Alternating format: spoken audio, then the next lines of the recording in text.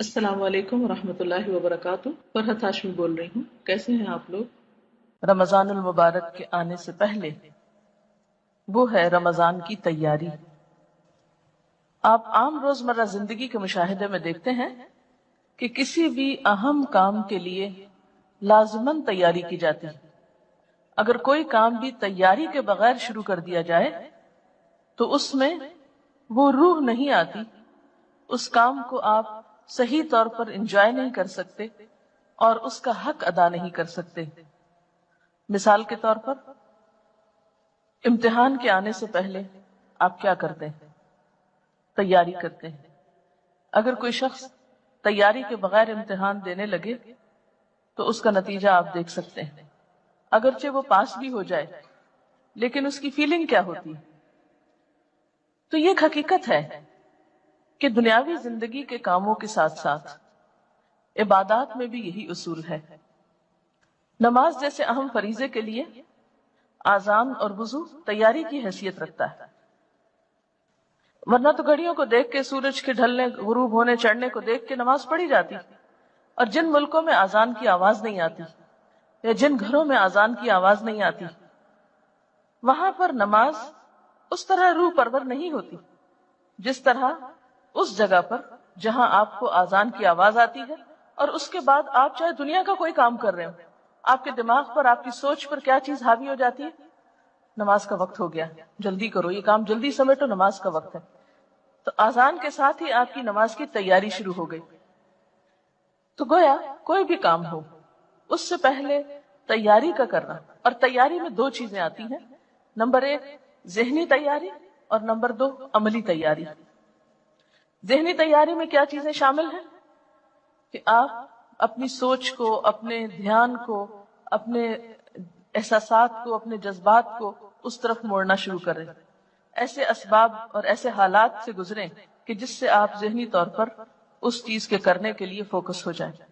عملی تیاری میں کیا چیز آتی ہے کہ مثلا آپ کو معلوم ہے کہ رمضان میں آپ کو اتنا راشن چاہیے، جیسے گھریلو خواتین ہیں جو گھر چلاتی ہیں، اتنا راشن چاہیے، یہ چیزیں خریدنا ہے، یا عید پہ کپڑے بنانا ہے، یا اور جو بھی آپ سمجھتے ہیں کہ آپ کو اتنے لوگوں کو روزہ افطار کرانا ہے، یا زکوٰۃ دینا ہے، یا صدقہ خیرات کرنا ہے، یا درس قرآن دینا ہے، یہ جو بھی کام آپ رمضان میں کرنے والے ہیں، اگر بیٹھ کر رمضان سے پہلے ان کے بارے میں مذاکرہ کر لیں، ڈسکشنز کر لیں، گفتگو کر لیں، تیاری کر لیں، عملی طور پر آپ بازار جا کر اپنا حساب کتاب کر لیں کہ کتنا خرید و فروخت کرنی، یا منگوا لیں، اگر آپ خود نہیں جاتے تو بھی منگوا کے سب چیزیں کچن کی ایک طرح سے دوبارہ سیٹنگ کر کے ہر چیز سحری افطاری کے اعتبار سے، پھر ٹائم ٹیبل آپ کے پاس میں ہونا چاہیے جس کو دیکھ کے آپ سحری افطاری کے اوقات فالو کرتے ہیں۔ پھر اسی طرح اگر آپ کو کہیں اور تراویح پڑھنے کے لیے جانا ہے تو سواری کا ارینجمنٹ، یہ کس کے ساتھ جانا ہے، یہ کس کو اور ساتھ میں لانا ہے، یہ ساری چیزیں رمضان سے پہلے ایک ایک کر کے، جن کا ابھی میں ذکر کروں گی، ان کو عملی طور پر بھی تیار کر کے رکھ لیں اپنے پاس۔ اس سے آسانی یہ ہوگی کہ جب کام شروع ہوگا تو آپ رائٹ اوے کام ڈے ون سے شروع کر دیں گے، اور اگر آپ تیار نہیں ہوں گے تو پہلا عشرہ تو آپ کا صرف سوچ بنانے میں گزر جائے گا کہ اچھا رمضان آیا۔ جو جو کام آپ کو کرنے ہیں، یہ چیزیں آپ نے روز کرنی ہے۔ مثلا میں نے لکھ کے رکھا ہوگا کہ سب سے پہلے صبح میں کیا پڑھنا ہے، اس کے بعد تسبیحات کون سی کرنی، حالانکہ مجھے پتا ہے یہ کرنی ہے، لیکن پھر بھی میں کاموں کے پریشر میں بعض اوقات بھولنے لگتی ہوں، تو میں وہ کارڈ مجھے یاد دلاتا ہے کہ آج میں نے یہ کام نہیں کیا۔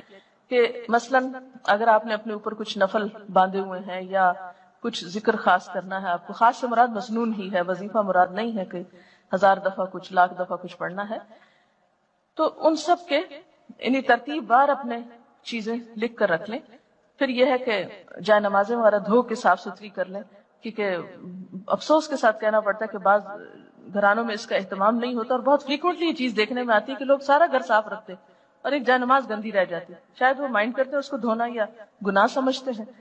تو عبادت میں لطف کے لیے کیا ہے، تھوڑا سا گھر کی صفائی کو بھی دیکھ لیں، کچن کی صفائی، گھر کی صفائی، اپنے بیڈ کی، کمرے کی، جہاں آپ کو عبادت کرنی ہے، جہاں پڑھنا ہے، کتابوں کی شیلف کی، الماری کی، یعنی ہر ایک چیز جو ہے بالکل ترتیب سے کر لیں، اور اتنی ترتیب سے کر لیں، بلکہ میں تو بعض اوقات یہ کیا کرتی تھی کہ جو بیڈ بستر وغیرہ سال بھر اٹھتے رکھے جاتے ہیں، وہ میں رمضان سے پہلے چادریں، ہر چیز اس طرح ایسی جگہ پہ رکھ لیتی تھی کہ بس صرف 1 منٹ اس میں لگے اور ہر چیز جلدی جلدی تبدیل ہو جائے۔ اور لانڈری بھی رمضان کے لیے بچا کے نہیں رکھیں، سب کچھ واش کر لیں، کلین کر لیں. اور اس طرح آپ جب رمضان، جیسے لوگ عید کی تیاری کرتے ہیں، تو عید سے بڑھ کر آپ رمضان کے لیے عملی طور پر تیار ہو جائیں، اور ساتھ ساتھ کارڈ پر ذہنی طور پر عبادات کی تفصیل لکھ کر وہ تیاری کر لیں. اور پھر خاص طور پر یہ بات کہ کوئی بھی نیکی جو نفل کا درجہ رکھتی ہے عام دنوں میں، وہ رمضان میں فرض کا اجر و ثواب پاتی. جو عام دنوں میں نفل کا مقام رکھتی ہے وہ رمضان میں فرض کا مقام رکھتی. پھر اسی طرح فرض جو ہے وہ 70 فرض کے برابر ہو جاتا ہے. پھر اس میں ہمدردی اور غمخواری کا مہینہ ہے، تو ایک دوسرے کے ساتھ آپ ہمدردی اور غمخواری کس طرح کریں. پھر اسی طرح شہر المواسات کے علاوہ خاص طور پر افطار کا جو اجر بتایا گیا ہے، تو اس میں بھی آپ دیکھیے کہ گھر والوں کو بھی آپ افطار کرا سکتے ہیں. افطار پارٹی سے مراد نہیں ہے، اس سے افطار کرانا مراد ہے. کھجور کے ساتھ، پانی کے گھونٹ سے، لسی کے گھونٹ سے، جو بھی اویلیبل ہے. پھر خاص طور پر سرونٹس کے بارے میں حضور صلی اللہ علیہ وسلم نے توجہ دلائی کہ ان کے اوپر ایسا بوجھ نہ ڈالا جائے کہ جو اٹھا نہ سکیں. عام طور پر لوگ آخری وقت میں گرم پراٹھا کھاتے رہتے ہیں اور دوسروں کی سحری کا خیال نہیں رکھتے کہ ان لوگوں کو خود بھی کھانی، یا وہ لوگ بہت ارلی بیچارے کھا کے پھر سارے گھر کو سرو کرتے ہیں. ہم خود سوتے ہیں اور ان کو کام میں لگائے رکھتے ہیں. تو ان چیزوں کا بھی تھوڑا دھیان رکھنا ہے. پھر اسی طرح افطار کے وقت میں بھی ان کی مدد کرنا، ٹیبل لگانے میں، اٹھانے میں، برتن دھلوانے میں، تاکہ وہ بھی نماز پڑھ سکے. دیکھیں وہ نماز کیسی ہے جو آپ خود پڑھ رہے ہیں اور آپ کے گھر کے مسلمان سرونٹس نماز نہیں پڑھ رہے ہیں. وہ روزے کیسے ہیں کہ آپ خود روزے رکھ رہے ہیں اور آپ کے گھر کے سرونٹس جو ہیں ان کو روزے کی پرواہی نہیں، پتہ ہی نہیں.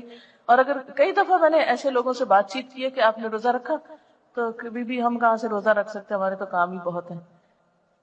تو اتنا اس وقت افسوس ہوتا ہے کہ کیا یہ نہیں ہو سکتا کہ رمضان میں کچھ کام کم کر لیں. کئی لوگ تو نئے کام شروع کر لیتے ہیں، گھروں کی سفیدی شروع کر دیتے ہیں، پینٹ کرانے لگتے ہیں، فرنیچر بدلوانے لگتے ہیں. وہ کہتے ہیں اور تو کوئی کام نہیں ہے اب، کیونکہ دن کی پارٹیاں کافی پارٹیز ختم ہو جاتی ہیں. تو وہ اس مہینے کو کس طرح لیتے ہیں؟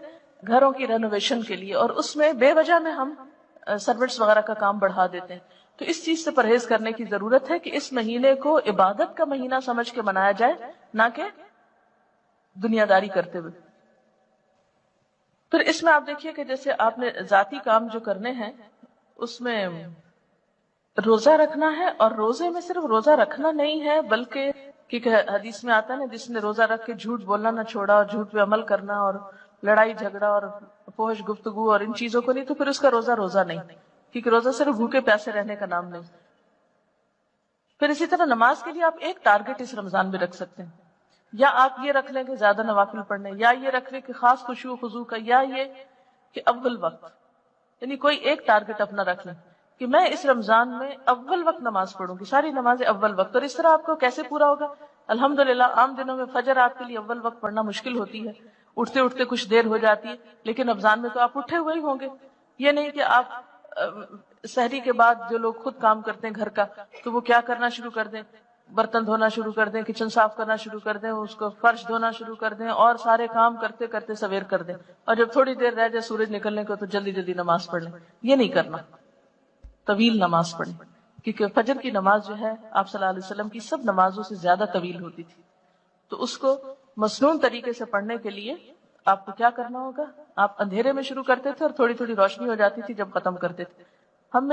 ہم لوگوں نے کتنی دفعہ زندگی میں مسنون نماز فجر کی پڑھی. تو یہ رمضان کا موقع اگر آ رہا ہے تو کوشش کریں کہ اس میں اس سنت پر عمل ہو جائے. تو ساری نمازوں کو اول وقت میں، یعنی یہ جو عبادات ہے رمضان میں ذاتی عبادات، اس میں روزے کو حقیقی روزہ، نماز کو اول وقت کی نماز اور خشوع و خضوع. پھر اسی طرح نوافل میں جو جو چیزیں آپ کر سکتے ہو، اور اس میں خاص طور پر قیام اللیل یعنی جو تراویح کی نماز ہے اس کا اہتمام، کیونکہ ایک نفل جو ہے وہ فرض کے برابر ہے.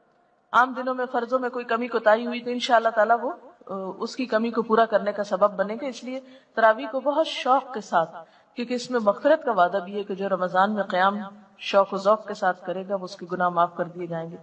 پھر اسی طرح قرآن پاک کی تلاوت، قرآن پاک کی فجر کے وقت تلاوت جو ہے، یعنی نماز کے بعد جو آپ تلاوت کریں، اس تلاوت کو لاؤڈلی کرنے کی عادت ڈالیں. آپ دیکھیں گے کہ آپ کی زبان کی لکنت اور آپ کی زبان کی وہ جو ہے رکاوٹ وہ دور ہوگی اس سے انشاءاللہ. پھر اسی طرح یہ جو صبح شام کی دعائیں ہیں خاص طور پر ان کو پڑھنے کی عادت ڈالیں، اور ان کو آپ زبانی یاد کرنے کی بھی کوشش کریں اور روزانہ ان کو پڑھیں بھی.